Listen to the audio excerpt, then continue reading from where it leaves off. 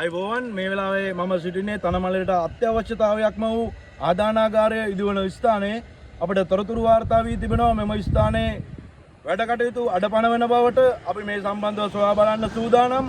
අපි යමු අදාළ බලධාරීන්ගෙන් මේ සම්බන්ධව විමසමු.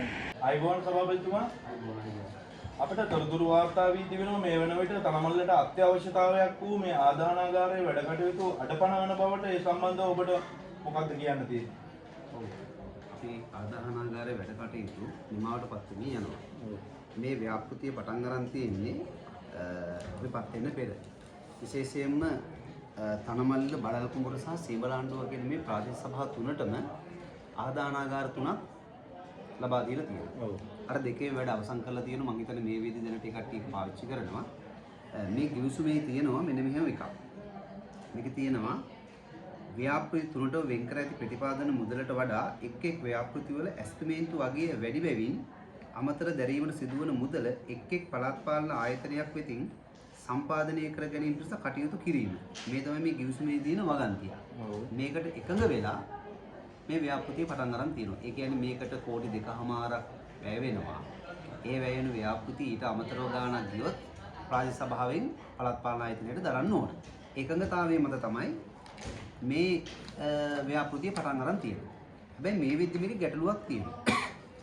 ඒ තමයි මේ කොන්ට්‍රැක්ට් කාර්ය මේ වැඩ කරන මේක මේ කරපු මේක නිමාවටපත් කරපු මේ ටෙන්ඩර් එක ගත්ත කෙනාට දෙන්න තියෙනවා රුපියල් 36,33,456.712 බිල්පත් පියවීමක් තියෙනවා. ඒක පියවන තෙක් ඒකේ අඩුපාඩුකම් ටිකක් තියෙනවා. ඒක පියවන තෙක් එයා ඒක නිමාවටපත් කරලා දෙන්නේ නැහැ. දැන් මේක අපිට දෙන්න වෙනවා. මේකේන අමතර ගිහින් මුදල. දැන් මේක දෙන්න කියලා මේ තියෙනවා පළාත් පාලන කොමසාරිස්තුමා. ඒ කියන්නේ DMLH දිසානායක මහත්මයා. ඒ කියන්නේ කොමසාරිස්තුමා අත්සන් කරලා තියෙනවා දෙන්න කියලා. ඊළඟට මේකේ තියෙනවා නිහාල් ගුණරත්න ලේකම් මුදල් හා ක්‍රම සම්පාදන නීති හා සාමය අධ්‍යාපන පළාත් පාලන ඉඩම් විදුලි බල හා බලශක්ති ඉදිකිරීම ග්‍රාමීය ඉදිරි පාසු අමාත්‍ය වූ. ඒ කියන්නේ පළාත් පාලන අමාත්‍යාංශ ලේකම්තුමා, පළාත් ලේකම්තුමා. ඊළඟට මේකේ තියෙනවා ඌව පළාත් ගරු ආණ්ඩුකාරතුමා. එකම ලිපියක මේ තුන් දෙනාම අස්සම් කරලා දීලා තියෙනවා මේ මුදල ගෙවන්න කියලා. දැන් ඉතින් මේ මුදල අපි ගිවිසුමෙත් එකඟ වෙලා තියෙනවා අපි එන්න පෙර මේක ආරම්භ කළා එකඟ වෙලා තියෙනවා මේක ගෙවන්න ඕන කියලා, ගෙවනවා කියලා සහ මේක ගෙවන්න කියලා මේ මුදල මේ තුන් දෙනාම මේ පළාත් පාලන කොමසාරිස්තුමා පළාත් ලේකම්තුමා සහ ගරු ආණ්ඩුකාරතුමා ලිපියකින් දන්වලා දිනවා මේක ගෙවන්න කියලා. දැන් ඉතින්දී මේක එහෙම නැත්තම් එහෙම නිස්සාරණ ව්‍යාපෘතියක් බවට පත් වෙනවා මේක පාවිච්චි කරේ නැතුනොත් එහෙම. ඒ කියන්නේ විශාල මුදලක් විය පැහැදම් කරලා මේක නිර්පරාධ එකක්. එහෙමනොත් මේක අපරාධයක්. ඒ කියන්නේ මිනිස්සු වෙනුවෙන් කරන්න තියෙන ලොකු වැඩක් මිනිසුන්ට විශාල සේවයක් කියන එකක් නැති වෙලා යනවා. දැන් ඒ නිසා මම මේක දැම්මා මහා සභාවට. මහා සභාවට දැම්ම මෙන්න මේ 36 ලක්ෂය මේක ගෙවන්න වෙනවා. මේක කොන්ට්‍රැක්ට් කරපු මහත්මියට ඒක ගෙවන්න සභාව අනුමැතිය ඕන. ඒ ගෙවුවට පස්සේ තමයි අපිට ඒක බාර දෙන්නේ. ඒකේ අඩුපාඩුකම් ටිකක් තියෙනවා. ඒ අඩුපාඩුකම් ටික හදලා ඉවරුනාට පස්සේ තමයි මේ මුදල නිකුත් කරන්නේ. දැන් යාර සහතිකයක් දෙන්න ඕන. අපි මේ මුදල් ටික දෙනවා. මෙන්න මේ අඩුපාඩුකම් ටික හදලා දෙන්න. ඒකත් මම සභාවට ඉදිරිපත් කරා. නමුත් විරුද්ධ පක්ෂය අය බෙදීමක් ඉල්ලුවා. ඒ අයට ඡන්ද 17යි. එක්කෙනෙක් කට්ටිය ඇවිල්ලා හිටියේ නැහැ. සහ අපිට ඡන්ද 14යි. අපේ දෙන්නේ අසනීප වෙලා හිටියා. ඉතින් ඒ අය මේකට විරුද්ධ වුණා. ඇයි මෙයාලා මේකට විරුද්ධ වෙන්නේ? විරුද්ධ වෙන්නේ මේ 36 ලක්ෂය දෙන්න බෑ අපි එන්න ඉස්සලා මේ පටන් ගත්ත ව්‍යාපෘතියක් කියලා. නමුත් මේක අවිච්ඡින්න මේක පැවතගෙන එන එකක් නේ. ඊට පෙර පටන් ගත්ත එකක් මේක ආදායම් ලැබෙන එකක් නම් ප්‍රාදේශ සභාවට. ඉතින් මේක අපිපත් වුණා කියලා නැtei කියලා නෑ මේක අපි ගෙවන්න ඕන.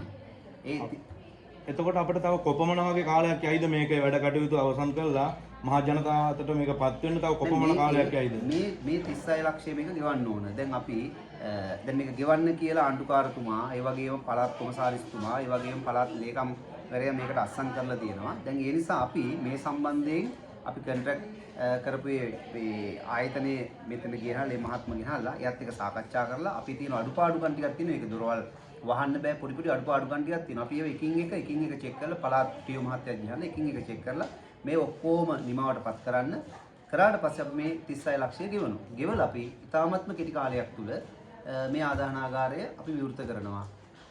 ඒකට තමයි කටයුතු කරගෙන යන්නේ. දින නියමයක් කියන්න පුළුවන්ද ඔබතුමාට මේ වෙලාවේ? කියන්නේ අපිට සාමාන්‍යයෙන් මේ වැඩ ටික ඉවර වෙද්දී මාසයක් එකමාරක වගේ කාලයක් යයි.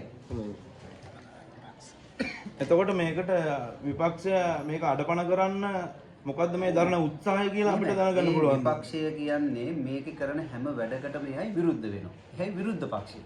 එහෙම මේක මේ මෙහි යනවනම් මොකක් හරි හොඳ වැඩි හැම දෙයකටම විරුද්ධ වෙන එක තමයි ඒ කට්ටිය පුලිස් ප්‍රදර්ශන වෙන්නේ මේ ආපු කාලය තුලම.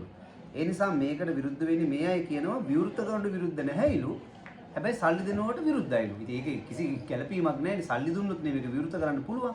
ඒ නිසා ඒ කට්ටිය මේකට දැඩිසේ ඒ කියන්නේ තනමල්ලිල බල ප්‍රදේශයට ආදාහනාගාරයක් එපා කියලා තමයි ඒ කට්ටිය විරුද්ධ වෙන මොකක්වත් නෙමෙයි. අපි උත්සාහ කරනවා මේක වැඩි ගොඩ දාගන්න. නමුත් විරුද්ධ පක්ෂයට විරුද්ධ වෙනවා.